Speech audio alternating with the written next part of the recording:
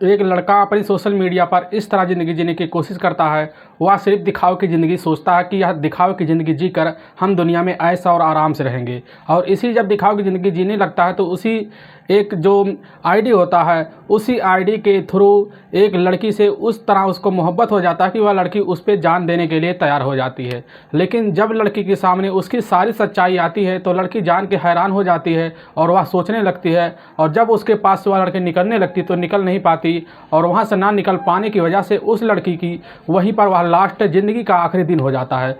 और फिर जब उस घटना का जो क्रम होता है, जब पुलिस इस घटना की पूरी छानबीन करती है तो इस घटना में इतनी सारी सच्चाई सुन के आपके सामने आएंगे तो आप कहने के लिए यह सोच भी नहीं पाएंगे कि यह आदमी है कि हैवान है। इसलिए दोस्तों, इस घटना की जो सच्चाई है, इस घटना की पूरी सच्चाई आप जानने के लिए आप हमारे इस वीडियो के लास्ट तक जरूर देखिएगा।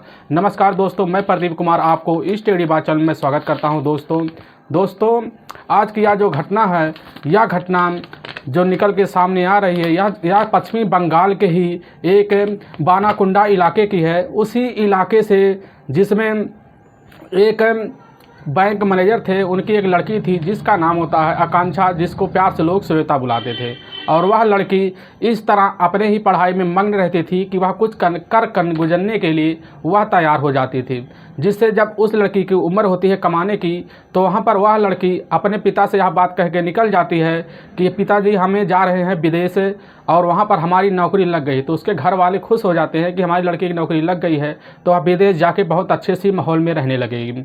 तो इसी बात को लेकर उसके घर वाले, जो आकांक्षा होती है, उसके पिता वहाँ पर तुरंत तैयार हो जाते हैं। उस लड़की को अच्छे खासे से वहाँ पर 24 जून 2016 को वहाँ से तुरंत ही उस लड़की को वहाँ पर तुरंत ही जो दिल्ली होता है, दिल्ली के लिए भेज दिया जाता है। वहाँ पर उसकी फ्लाइट होती है और तुरंत ही जब वह चली जाती है तो उसके घर वाले, जो उसके पिता होते हैं, तुरंत ही आकांक्षा के पास फ़ोन करके हाल चाल पूछते हैं। तो वह लड़की कहती है हमारी फ़्लाइट है 3 दिन बाद, तो हम यहाँ से चले जाएंगे, यहाँ रूम लेकर हैं एक दोस्त के पास।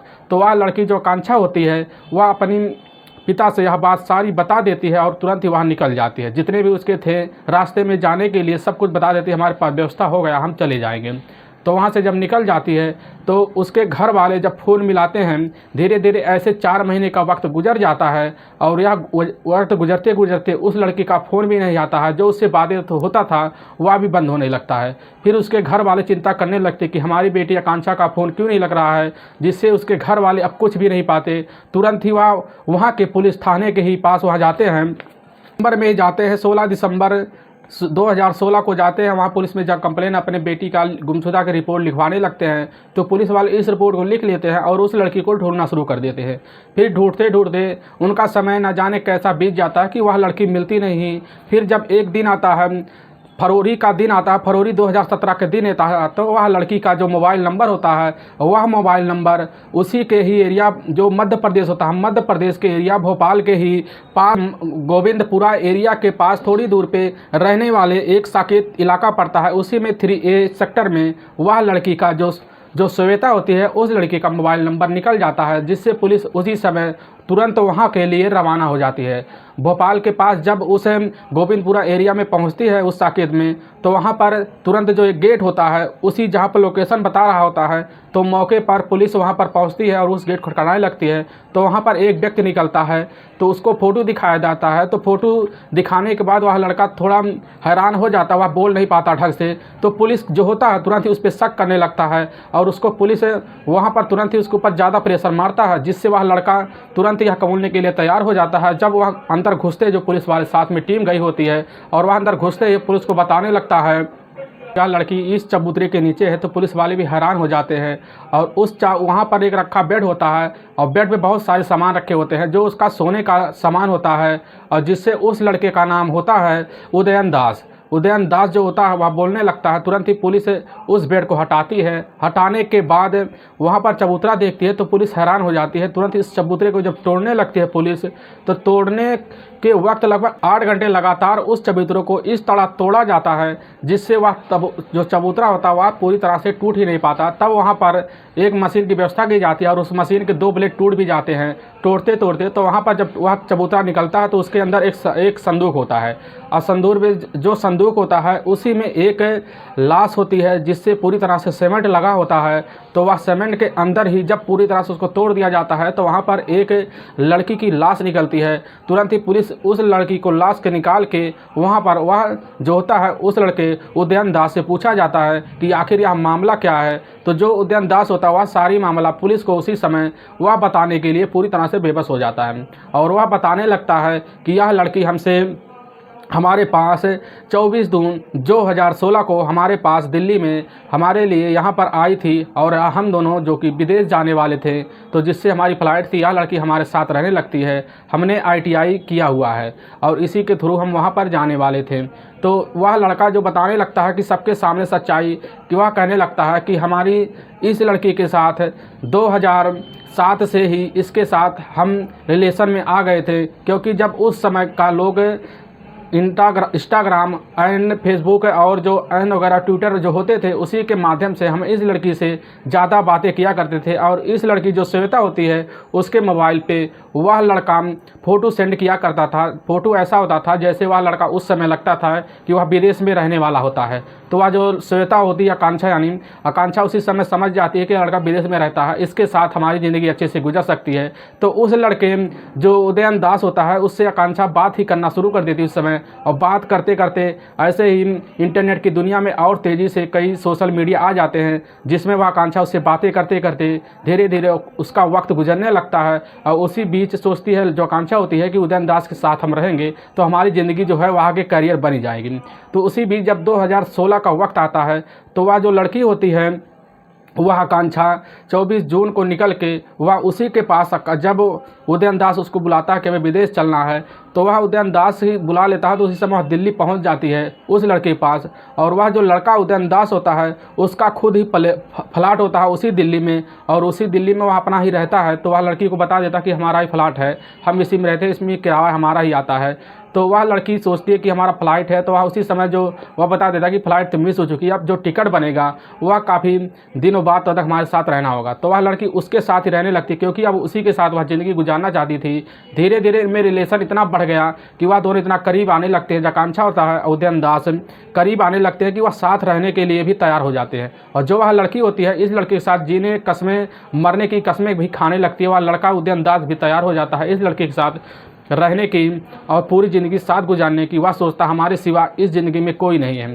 तो वह जो होती है आकांक्षा उस लड़के को जो होती है उसकी पूरी जब डिटेल निकालती है तो इससे यह पता चलता है इस लड़के का जो प्लॉट है वह वहाँ के ही मध्य प्रदेश के भोपाल शहर में गोविंदपुरा इलाके में साकेत के सेक्टर 3A में वह रहता है। तो वह लड़का तुरंत ही लेकर जो वह उदयन दास होता है तुरंत ही वह आकांक्षा को लेकर उसी फ्लैट में वह मध्य प्रदेश के इलाके में चला जाता है और वह रहने लगता है। तो इनका जब ज़िंदगी वहाँ पर थोड़े दिन चलने लगता है जिसमें वह 3 महीने का वक्त वहाँ पर गुजर जाता है। जब आकांक्षा उसके साथ रिलेशन बनाती संबंध तो उनका वक्त भी धीरे धीरे चलना लगता है।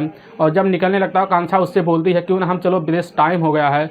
तो वह लड़का वह पीछे मुकर जाता है। वह कहता है कि हम तो नहीं जा सकते। लेकिन जब लड़की जो आकांक्षा होती है उसकी पीछे की सारी बैकग्राउंड जब देखती है तो वह समझ जाती है कि सब दिखावा कर रहा है। तो वह लड़की उसी समय उससे पीछा छुड़ाना चाहती है, लेकिन वह इतना गुस्से में आ जाता है उदयन दास कि उस लड़की को 14 जुलाई 2016 को ही उसके साथ इतना झगड़ा कर देता है कि गुस्से में हो जाता है, जिससे वह आकांक्षा वहाँ पर सो जाती है। और सोने के बाद जो उदयन दास होता है वह बैठा रहता, सारी रात सोचता रहता है। और जैसे जैसे सुबह का टाइम होने लगता है तो उसी बीच उदयन दास उठ के उस आकांक्षा के गले पर, सीने पे जाके बैठ जाता है और उसका ज़ोर से गला दबा देता है, जिससे जब तक उसकी सांसें बंद नहीं हो जाता तब तक उसको छोड़ता नहीं है। और फिर उसका जब कुछ देर बाद और बैठता हो तो उसका नहीं मानता तो वह तकिया लेकर उसके मुँह पर पूरी तरह से दबा देता है और उसके गला इतने तेज दबाता है कि उसको सारी विश्वास हो जाए कि हम लड़की जो आकांक्षा होती है मर चुकी होती है। तो वह समझ जाता है कि हम मर चुकी है।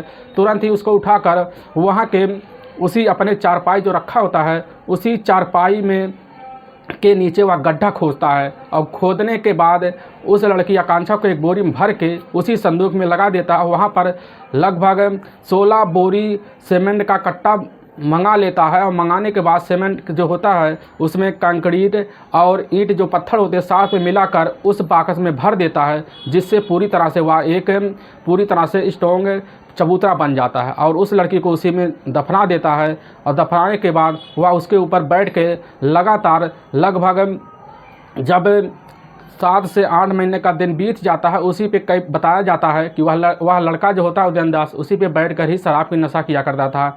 और जब पुलिस के सामने यह मामला पूरी तरह से फरवरी के महीने में वह सच्चाई सामने आता है तो पुलिस भी उसी समय हैरान हो जाती है और आप पूछने लगते उदयन दास कि तुम्हारे माता पिता क्या हैं, तो आप बताने लगता अब तो जो होना है सो हो गया, हमें सजा होना तो हो गया है। तो आज जब बताने लगता हुआ बताने लगा हमारे माता पिता को हमने ही अपने ही मकान उसी छत्तीसगढ़ के ही इलाके में, रायपुर के इलाके में ही जो वहाँ पर हमारा पुराना प्लाट है वहीं पर हम उसको ही अपने माता पिता को ही गाड़कर अपने बाग के बगीचा होता है उसी में दफना दिए। तो वह उसी समय पुलिस और हैरान हो जाती है और वह जब सच्चाई सुनती है तो वह बताने लगता है कि हमें बस इतनी ही खुन्नस थी कि हमारे माता पिता जो हमसे कहते थे वह हमारी बात नहीं मानते थे, पैसे के लिए रोकते थे और नशा के बेले हमें रोकते थे, जिससे हमें एक दिन गुस्सा आया तो उसी समय हम ले जाकर उसी समय दोनों को ही एकाएक करके दोनों को मौत के घाट उतार दिए। उतारने के बाद जो लड़का होता है ले जाकर उनके बाग में, वहाँ बाग के किनारे में गड्ढा खोद के दोनों को उसी गड्ढे में दफना देता है।